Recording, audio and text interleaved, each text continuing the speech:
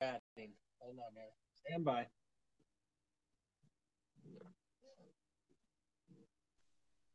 Ah, Hey, we figured it out.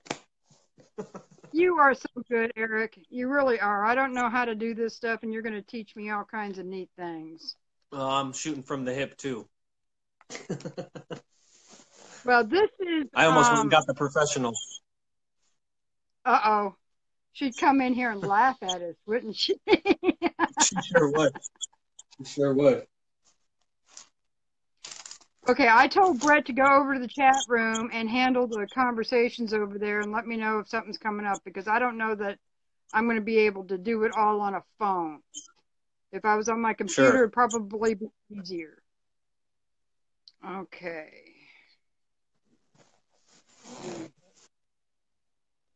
Okay. Hello, everyone. Hope I've got this figured out now. And Eric is a godsend to take care of this for me. But I wanted everybody to have a chance to meet Eric and to get to know him a little bit. Everybody knows him from headlines, and it doesn't show everything about Eric. And he's just an amazing guy. And I have not known him long enough. I intend to know him a lot longer. But the time I've had with him and Andrea have been very special to me, and I want to share that with everybody. Eric, you are known as the bridge sniper. The guy How do on you the feel bridge. about that? Um, Yep, the guy on the bridge.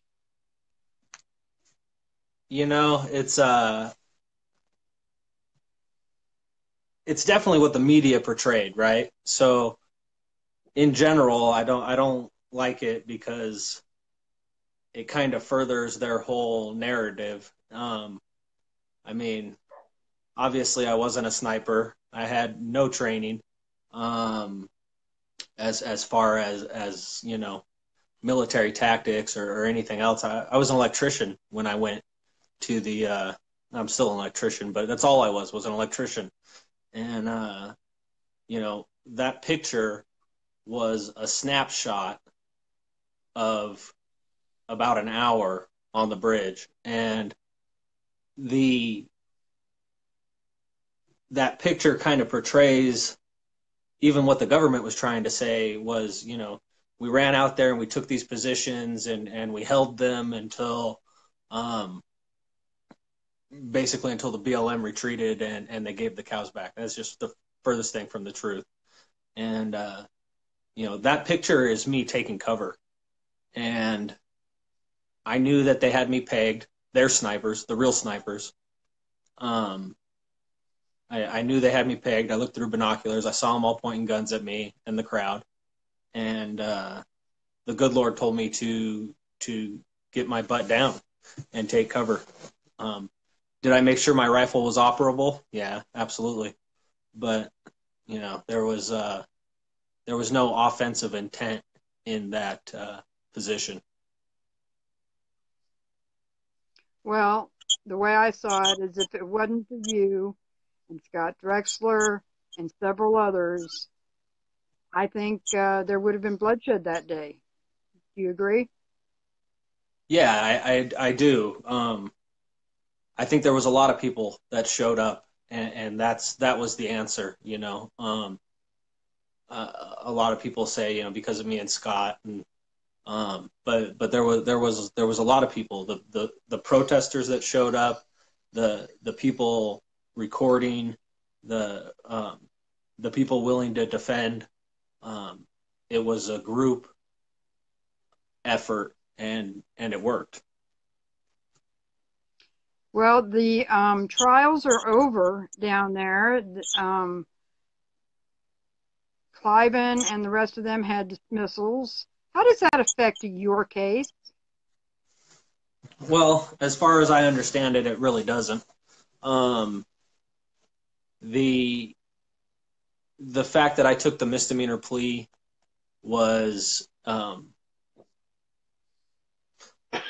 basically my only choice is I can pull my plea and then file to dismiss as well, but Navarro can deny the pulling of the plea or she can deny the dismissal Um, Worst case scenario, I end up back in court for assault on a Fed or assault on a Fed and threatening a Fed, actually. And two 924Cs, which would be, 25 to life again. Um, if I thought that us going back into court, we could have all that evidence that came in before, I probably would go for it. But I'm pretty jaded going through those two trials. I think it would be pretty easy for them to say, "Hey, this doesn't apply to you," and no, you can't have any witnesses, and by the way, you can't testify for yourself either. So That was hard. I'm more with the misdemeanor. Okay, so your sentencing is been put off till July, is that right? Yeah, yeah, they moved it back to July 12th, I believe, and Okay. I think that's it, the 12th. Well, I think everybody just got all the updates they really need to get on that stuff. They've rehashed that one quite a bit. I want to talk about you now. I want to talk about the real Eric. Let's mention your family first. You've got a wonderful family. How Yeah, many kids do you have now? I got two and one on the way. I got a 6-year-old little girl, and I've got a 12-year-old son. And my wife, most of you know. Andrea is amazing. She did some awesome live streams and kept the world up to date as to everything that was happening. And she hasn't slowed down a whole lot, even though she's expecting. That she's No, something to be very proud of. no, I don't think Um, anything can slow her down. let's talk a little bit about the Idaho 3%. You joined the 3% before the Burns Refuge protest. Is that So, right? so actually, it was a couple months after the ranch. Actually, um, I joined the organization, helped build it, helped organize it. We built and organized for about 2 years before I was arrested. Um, we did a lot of other stuff in that 2 years. Sugar Pine Mine, uh, the a lot of stuff here in our state, and then went to Burns. Burns was actually pretty much right before I was arrested, so um, there was a lot in between there. Y'all have done what they call operations. You've done quite a few of them then. Yeah, Big Sky, a mine in Montana. Sugar Pine was a mine in Oregon. Um, there was a lot of smaller security operations for protests, for rallies. Uh, yeah. All right, what about now? Is that the kind of thing that the Idaho 3% is looking at, or are they doing other things? Doing a lot more than that now. So when I got out, I got home and I saw that there was, I wasn't really sure what I was going to do. I mean, when I first got out, I thought I was looking at a third trial, and so I wasn't in too much of a rush to do anything besides spend time with the kids and family and um, get ready to go back to trial. Uh, but when I realized I wasn't gonna have to go back for that third round, I started looking around the state, and I saw that there was a lot of little groups had formed from the breakup of the original Idaho 3%. Some other groups had started, uh, some good, some not so good, and a lot of our people had started their own little groups or just fractured off, um, and then there was these other groups that had been started by outside the state entities. Um, so basically, Such as what I whom? was just some 3%, you know. So when I realized that there's about 3 or 4 national 3% groups out there that have formed over the years. Whether that's they call themselves the original 3%ers. There's United Patriot 3%. There's AP3. There's all these groups, and a lot of them formed Idaho chapters, kind of filling the vacuum, and and then there was a lot of other groups too. You know, good people that left the original our group and formed their own. Minutemen of the 43rd is one of those. My point basically is just that there was a lot of fractured groups out there, and what I wanted to do was bring our state back to where it was, and that was active, organized, and a complete state, you know. And so I started working with these other groups. I formed ours. I started working with these other groups, talked to a lot of leadership in these groups, and basically everybody was on the same page. We wanted a united front in Idaho. Whether that was they keep their own little groups, you know, I wasn't trying to take a bunch of groups and bring them into one. I mean, we can all have whatever. It doesn't matter what we call it, as long as we're all working together and it's a united front. So that's what we were. Hey, dog's losing it. So that's what we did. We started our group. We got these other groups involved and started talking with the leadership and kind of networking, and that's basically where we are. We're growing real fast, and you know these other groups are, some of them, you know, I don't want to disparage anybody, but some of them are, you know, just doing stuff on Facebook, and that's not what we're about. We're involved and getting active. One of the main differences from last time is we're attempting to get more involved in politics. A lot of groups out there aren't. Come on, she just wanted to come in and say hi for a second. Okay, come on. All right, go play. You two Got Sorry about that.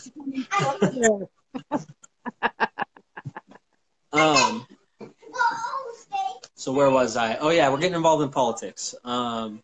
Before there was this line in the sand, and we weren't political, and that was to try to keep from infighting. You know, the 3%, really we try to be nonpartisan, you know, we've all got our personal beliefs and political outlook and stuff, but as far as organization, we really want to focus on the Constitution and liberty, and that's it. So it's kind of hard to engage in politics as a group when you're trying to stay middle of the road, as far as either aisle. But I think we can do that. You know, I think we can get involved in politics and without incurring a lot of infighting and bickering. A lot of times we would be out in front of the Capitol with signs and whatnot. Big thing on the Capitol here recently. You did a real big rally out there, and if I remember right, it was bipartisan. You had people from both sides working together. Is that correct? Yeah, it was. We were there to basically rally against the Article 5 convention, convention of the states. You had Mark, what's his name? Mark Meckler, I think. I'm not sure. Mark something. He's in charge of. He's one of the head guys for that are pushing the Article 5 convention. He came to our state, was lobbying our legislators, and we wanted to show that we, as a state, and at least as an organization, aren't for an Article 5 convention, and we're especially not for out of state lobbyists to come here and try to get our legislators to vote in a certain direction. So when we decided to go, we found out that there was another group that was going to be there, and this was a Democrat activist group. I don't know their names, but and so a lot of us were like, wow, are we going to go and stand with, what most would call liberals or whatever? And we said, absolutely, it shows that we are focused on the Constitution, that it doesn't matter what side of the aisle it is. Here is this out-of-state lobbyist coming to try to lobby our legislators to get an Article 5 implemented, a constitutional convention, open up the Constitution and mess with it. And that should bother both sides of the aisle. That should be, you don't have to agree on everything, but we can agree that the Constitution is the Constitution and it should stay the way it is. So that's what happened. We had both sides of the aisle across the street from the Capitol, and we actually went in and lobbied our own legislators while we were there. And we ended up defeating it. Our legislators voted it down again for the third year in a row. So it was a good victory. Did all of the 3%ers agree with your position on the Article 5? Was it something that, as a group, you decided on? How did that work? The majority of us agreed that it was a bad idea. There was some in there in our organization that thought it was a good idea, that believed what Mark was saying, and but it was the majority of us that disagreed with it, and we had a couple in-depth debates in our group about what where we stood as a group. And there was a lot of investigation, a lot of looking into what would happen, like Congress's outlook on a convention of the states and what they say their part is. And basically there was a healthy debate. The majority of us were against it. Those that were for it understood at least our point of view and could agree that there was a possibility of a runaway convention, and some people didn't go to the rally. So, but it was totally optional for them, correct? Yes, absolutely. Why any of this? Everything we do, we got a saying, you are in charge of you, and you determine your level of involvement in what we're doing. If we're going to go and whether that's grassroots activism, whether that's protesting, whether that's or whether that's going operational and putting boots on the ground, if it's something you don't agree with necessarily and you don't want to involve yourself, you don't have to. There's nothing mandatory. What is the minimum amount of involvement that you want all your members to be a part of? I mean, just saying you're a member isn't quite enough, right? No. So we focus on, a lot of people will say, okay, are you guys a militia? And the answer is no, we're much more than a militia. And the real goal of the organization is organizing our communities.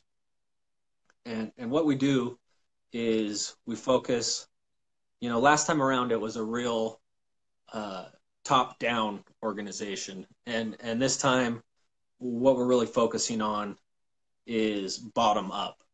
And in that we we're really focusing on the counties. So, you got all these, like I was saying before about the nationals, right? You got all these groups. And really the national was always meant to be a landing board for people to come in, get put into their states, get put into their zones, and get put into their counties, and then get active in your county on a local level with your community, with your neighbors, and that's the idea. And so that's what we're trying to accomplish. We have a lot more than just the militia. What we focus on is grassroots activism, personal self-reliance, and tactical civil defense. And now in that, we try to put on classes. We try to find people with skills that can put on classes for our members. And whether that's how to can, how to raise backyard chickens, how, if that's bringing the kids out into the woods and teaching them how to build a shelter, all the way to things like comms, communications, ham radio, medical training, medics, and then obviously tactical civil defense. So, and in tactical civil defense, also it's everything from taking everybody out who maybe doesn't necessarily know about firearms and teaching them safety, teaching them the very basics of beginner safety and operation of a weapon, to a lot more experienced training, the actual tactical, small teams stuff. But so that's a long-winded way of answering your question. Is there's so much to be done, and people can determine their own level of involvement. Maybe they want to focus more on the sustainability side of things and community organizing and putting on these classes. Maybe they want to learn weapons safety. Maybe they know a lot and they want to teach weapons safety. So basically my outlook on the state level is finding the right person for the position. We have different positions to fill and it's all volunteer basis, right? We have these different positions to fill, and then we ask them to put on classes for the general members and sometimes the public. I have a couple of questions about how you're setting up your organization. As you said, you are much more than a militia. But on that level, are you making yourself available to the governor? I know that Idaho has a militia, the Lightfoot. But will you work in conjunction with them under the governor if he should call you up? Or how does that side work? Absolutely. That's all on the governor, I guess, is the way I would answer that. Will we work with other organizations? The Idaho Lightfoot. I know a lot of people in the Idaho Lightfoot. I know men and women in the Northern Command, U.S. militia. I mean, Idaho's got a lot of militias.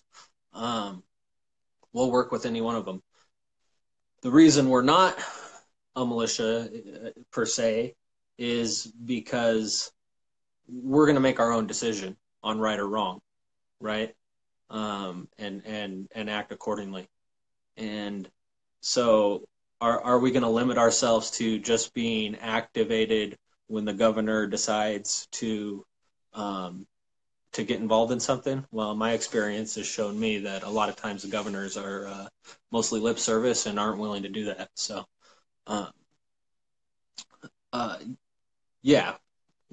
we would definitely get involved if the governor asked us to, if there was a scenario. The local sheriff, that's more important to me personally. Hence the whole bottom up. If I believe local sheriffs should have a posse, just like the Old West. You know, I think it's a community-based thing, and if something should occur where his deputies, you don't have enough deputies. We have a lot of rural small towns out here, right? Yeah. Some of these offices only have four deputies, 3 or 4 deputies, and should something occur where you have civil unrest or a natural disaster or anything like that, you know, being able to stand up and quickly activate and get out there and help, whether that's search and rescue or uh, watching a bridge in case something, I mean, the possibilities are endless. Uh, but I'd really, I would activate if the governor was calling out the militia. In our state, in Idaho, the militia is every able-bodied man. You know, it says it right in our Constitution. It's every able-bodied individual between certain age, and you know, now if it's every able-bodied individual of a certain age, is it better that the majority of us know how to operate and act in a Minuteman militia scenario? You know, or do we all muster and show up and not know what we're doing? So a big part of it, of what we try to do is make sure that people are prepared. Well, I know that you all have deployed to a couple of smaller events. Specifically, there was an event in Coeur d'Alene, an incident more than an event, I guess you might call it. And I met a lot of your guys there. I knew most of them, met a few more. They were extremely professional, very well trained, didn't get involved. They were just there if needed. And I was quite impressed with them. Again, it was a small event as far as some of what we talked about. A custody case, actually. And it was around the courthouse, but I don't want to get into too many details of it because it's gone private now. But I was really kind of impressed that your group showed up to be there for them. Is that a typical response? Can anybody call you up and say, come have my back, and boom, you're there? Or what kind of background do you need to verify before you deploy any of your guys?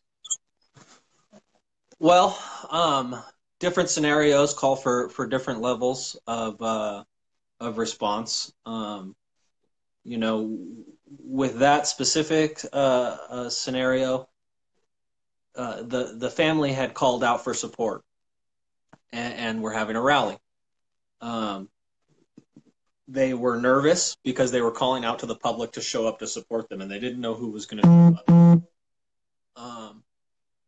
Whether that be on either side, opposition or crazy. You know, I know there was some people online threatening them and whatnot. So that specific scenario didn't even really matter as far as whether they were right or wrong.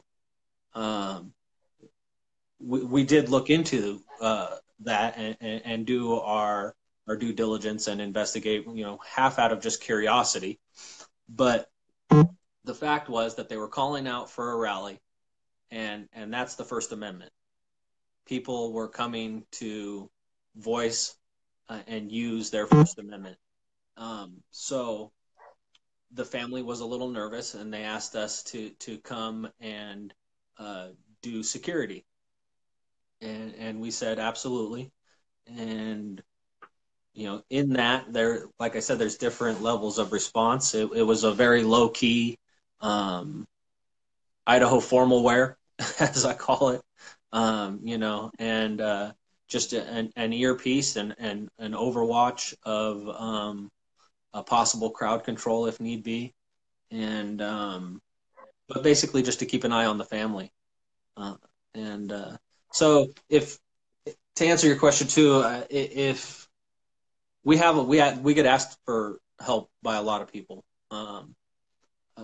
and sometimes that help could be raising awareness. Sometimes that help could be coming and trying to help people get compliance so that they can so that they could, for instance, get their children back, CPS. At one point, we were offering to go help a family actually get compliant with what was wrong via CPS, what they decided was wrong with their home. That could be getting the community together and fixing up a house, you know. So it's not always security. You know, we do try to work on community outreach and community organizing. And then again, we also will put in our earpieces and put our kids in the car and show up for that. So. Well, I tell you what, I had a day over here at my house. I almost called on you guys to come plow me out. I thought I was going to be buried in here forever with all the snow we've got. And I know I could have called you for that. That much I do know. Y'all have been pretty amazing. All the different zones I've seen. I've been kind of watching.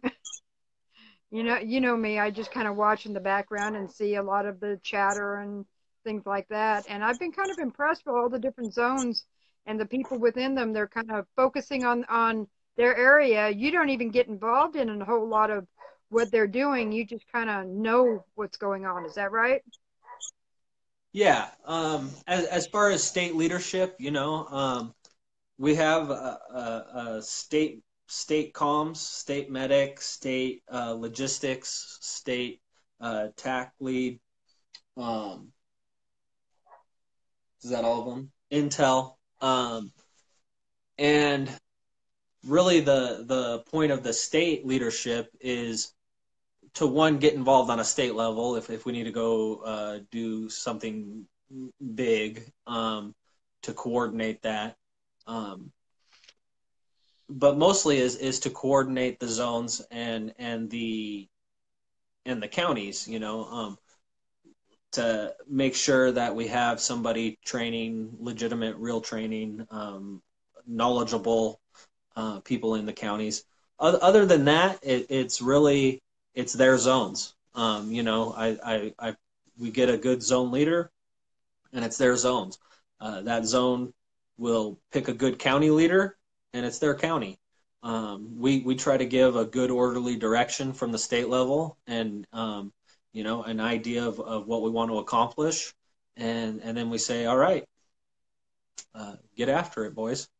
And they determine their level of involvement and how organized they want to be and how involved they want to be. And you are still willing to go across state lines if necessary, is that right? Yeah. Yeah. If the situation called for it. I think what I'm thinking about are the Snake River Ranchers. That's an incident that has recently caught our attention, and you've all told me about it. Mm-hmm. So you're monitoring it. Go ahead. So that's Matt Marshall, the Washington 3%. You know, we will, if I see good leadership in another state or whatnot, I'm always going to back them up. We're always going to back them up, and you know, that's what networking's about, and that's what that's why we have, you know, they're our neighbors, and especially the Snake River thing. The guy's right on our border, damn near, and I think so. I try to do a lot of that. I try to do a lot of talking to these other state leadership, feel them out, see what their goals are, what their agendas are, and once I get to know once I get a good idea of who they are as a person, you know, Matt seems like a real good guy. He's intelligent, he's a veteran, and he's dedicated. And so when it was brought to our attention that there was some issues going on there, you know, I definitely had no problem with saying, yeah, you know, Idaho's right here. We're right on the other side of the river, and if you need our help, you let us know. That help could be anything too. It could be logistics. It could be intel. It could be us working on our connections and the people we might know, to get politicians involved, to get media involved, to bring awareness. Say another state goes operational. Maybe we're just collecting donations and trying to make sure we can help them stay operational. So it's a very broad. When we say, yeah, we're going to help you, yeah, we'll stand with you, it could be many, many different things aside from just putting our boots on and walking over there. So. Well, you brought up another point just now with the donations. How are you funding your organization? Is it all donation, or are you doing something different? So we're really looking at doing something different this go around. We're looking at maybe starting a couple small businesses, and we got some people working on that. We really want to be able to fund this thing to the highest level that we can. And we're all capitalists, so I mean, why not start a couple businesses? So we're looking at that, and as of right now, we are basically self-funding. We would if we had to go start doing something tomorrow, we would ask for donations from our group, from the public, depending. If you backed what we were trying to do, you could help out financially. Sometimes it's not even financially. In Oregon, we had people send in socks. We had guys up on the mountain, and people were sending food. People were sending socks, warm weather gear. All the way to some guys at tacticalshit.com actually had a big fundraiser and sent us some equipment for guys that were showing up that didn't have any equipment. So basically, if what we're doing is something that the people believe in, they'll make sure we can do it. Well, I like the idea of y'all forming some businesses and funding it yourselves that way. I assume, and I guess I'm being a little facetious, but I assume you're going to have outside auditors taking care of those funds. Is that right? Yes. Yes, absolutely. Everything we're doing is and that's kind of why we're taking it slow too, is I want to make sure that we build a good foundation. I want to build on concrete, and I want to make sure that everything is in the open, everything is very transparent, and that's what we're going to do. Well, you've always been very transparent with me. I don't think you've ever turned down a question that I've asked you. And I've tried to throw you a couple of zingers on occasion, but you've always stepped up to the plate for that one. Tell me how it felt to have an entire House of legislators stand up and applaud you. That was pretty surreal. Dorothy Moon, she's got some guts. I'll say that. Yes, she does. And all those legislators. We had 54 legislators sign that letter for us, and we were actually at the state house for the protest against the Constitutional Convention, and I walked out there. We have an observation area where we can watch the legislators vote and stuff. And I kind of walked up there, and she saw me, and she interrupted and said, "Eric Parker's here, and I would like to thank him." And I thought that was going to be it. She made me stand up and blush. I thought she was just having a little fun. But then they all applauded, and most of them, don't get me wrong, most of them applauded. Right. And they actually got gavelled down and told to stop. I guess I guess they're not allowed to clap on the floor. But yeah, it was a big difference from where we were before. I get slammed in the media a lot, the left leaning media and even the right leaning media. A lot of a lot of people can't get their head around what happened that day. And even if they say, well, the BLM was in the wrong, but you shouldn't have done what you did. You know, obviously there were some things that they did wrong, but you took it too far. And those people, they weren't there. They don't know what happened. They don't know what I was looking at and what I was listening to. And I acted in the way that I thought was the only necessary way I could. So to go from just getting hammered and you know, like the legislators would take 2 giant steps back away from me, you know, when I would go try to talk to them, and to go from that to actually getting applause and stuff is I think it's a sign of the times too. I think a lot of people, the truth has come out, and a lot of people are ready to move towards state sovereignty and really getting behind the Bill of Rights and our natural right to defend ourselves. Yeah.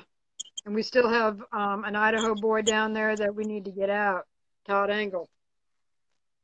That's very true. You know, my heart breaks for Todd. I think about Todd a lot, and he's. I still don't understand how he got convicted. You know, he said some things. Well, we all said some things, but as far as his actions, he didn't hurt anybody. He was working with law enforcement up on that bridge. He didn't do anything, and he shouldn't be in jail.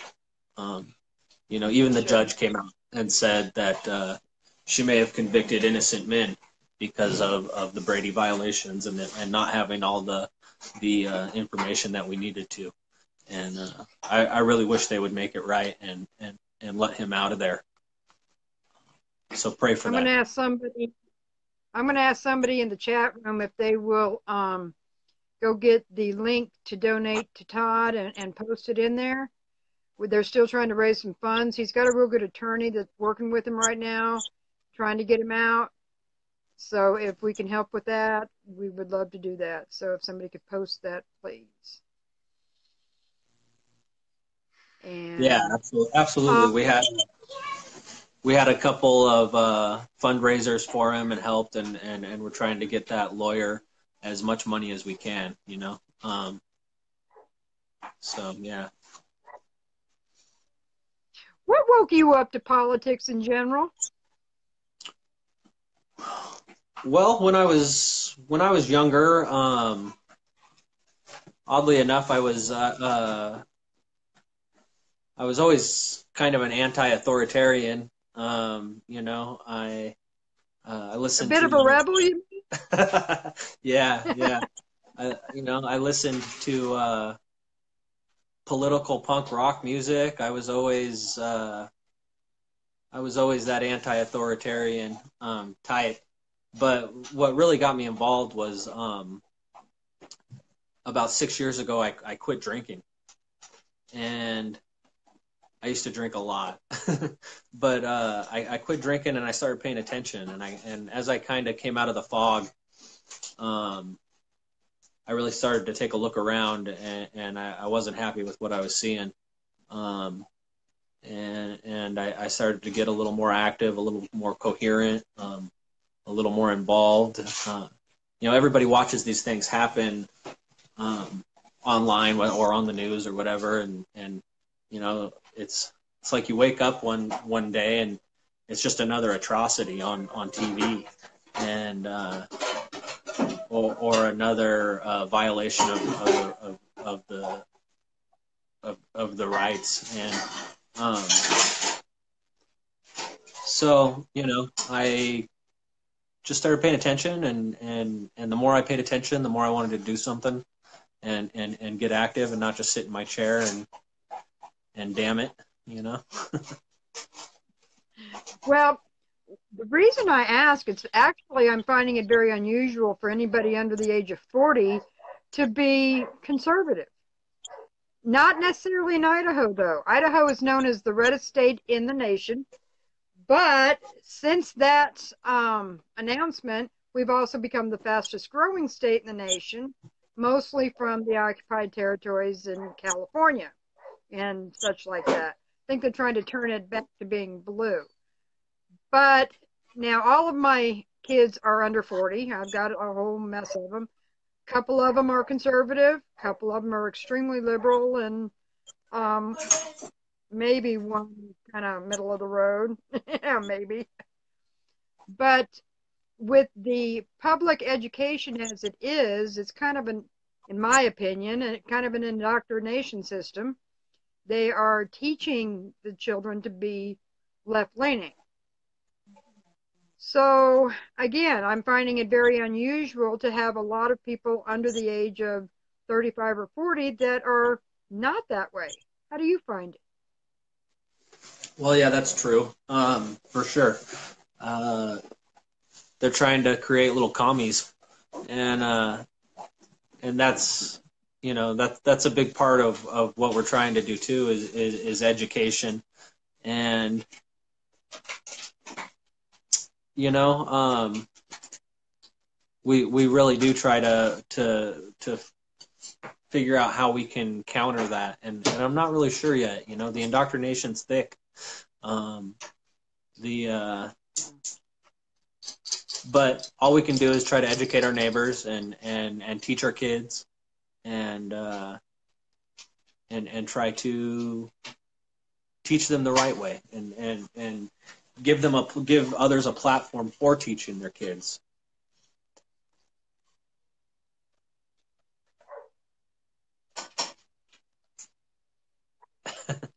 They want to know Right, what. they want Andrea to come in. They want Andrea to come in and say hi. I've got an idea for you for your next fundraiser. What's that? I've got an idea for you, Rick, for your next fundraiser. I heard you just love to make pancakes. You need to offer a pancake breakfast where you're flipping them. That sounds like fun. We could there do you that. Go. Yeah. Come and meet and greet. So that's what you told me when you were coming home, is all you want to do is come home and make pancakes for your kids. Is that right? That's it. That's it. You know, I got a lot of time to make up for, so. I would travel for your pancakes if you included bacon. Oh yeah, you couldn't have it without bacon. There Bacon keeps the riffraff. Okay. We're going to open up the room for some questions. Can you see the questions, Eric? Yeah. Okay. Yeah, I can. Okay. Let's give them a second. Brett, are you, please? We've got. Give me 1 second. I'll be right back. No worries. We are news, and we have been live. We're continuing with Eric Parker of the Idaho 3%. Hello, everyone. I am trying to get caught up on the comments because I've had them kind of slid to the side while Eric and I were talking. Oh, who's going to bring the bacon? Who was that? Hold on. Todd. Yes, Todd Applegate's going to bring the bacon for your pancake breakfast. So we're rocking it for you. There we go. See, if people are behind it, they'll make it happen. There you go.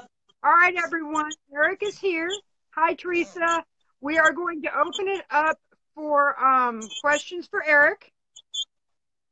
And if you can talk Andrea to come in here and just at least smile at the camera. Everybody wants to see her and see how she's doing. You can ask her anyway. Oh, no, I don't look very good. You always look good, darling. You have got that smile that will... I can see one eye. Scoot on in there. There you are. There I am. There's everybody got their picture of Andrea. We love you, Andrea. Oh, thanks. Okay, So what are you everybody. saying? Oh, Well, here we Eric, go. will you run for Question. Congress? That's Uh, right. I've been asked, actually, and at least to run for representative, and maybe in a couple years. Right now, I know I'm right where I'm supposed to be.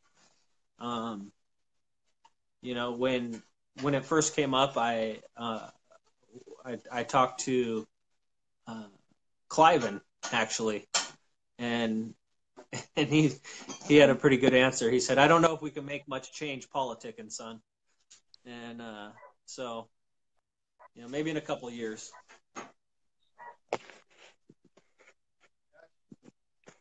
Well, if you decide you're going to run, I do expect you to call me because I will be right on board helping out. Okay. Let's have some more questions. I'm having trouble scrolling on my phone. I'm blocking my camera, so y'all have to forgive me on that again. Whoa, there was a big I one. feel Hold like on. my mother's technology challenged, and I feel like with all these new Facebook gizmos that I'm turning into my mother. Let's see. Where do you get 3% hats, hoodies, and such? Uh, we have some that we sell. We're working on getting a PayPal and a bank account going so I can mail them out. But as of right now, I like just selling them out of the car so that people have to show up to the meetings and group functions to get them.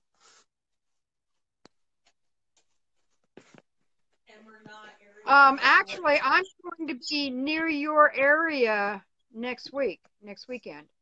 I think I'm near. I don't know. How far are you from the Salmon Chalice area? About an hour and a half, 2 hours. 2 hours. Really? Mm-hmm. Well, I'm hoping to meet During the summer, I can take Dorothy the while short roads and be there in about an hour. we can let Andrea drive and be there in a half hour. That's true. Eric, do you feel like, oh man, I keep getting pop-ups here. I'm trying to read this question. There we go. Somebody pinned it for me. Thank you. Eric, do you feel like there's more responsibility in what you do because what you've gone through? Or do you feel like it's wearing on you knowing there's not a lot that stand like 3%ers should? Well, that's kind of a tough question. Yes, short answer, yes. I feel a responsibility, but I've always felt that responsibility. It's not necessarily just because of what we've gone through, Um, that responsibility is each of ours, and it's to our kids, So, um, I got a lot of people standing in Idaho, man. So I can't really relate to that. That the last part of the question. Um, we're active and we're growing every day. So Amy's got a good question asking you about working on prison jail reform. Do you feel like that's something you might get involved in? yeah, I would love to. That's an uphill battle for sure. The where do you even start? I think we need to start by minimizing the laws. I think that's the best jail reform we can start with is getting these legislators to vow each session to get rid of one stupid law. We got so many laws on the books and so many people in jail. If we can start moving back towards no victim, no crime, I think that would be the best way to do that.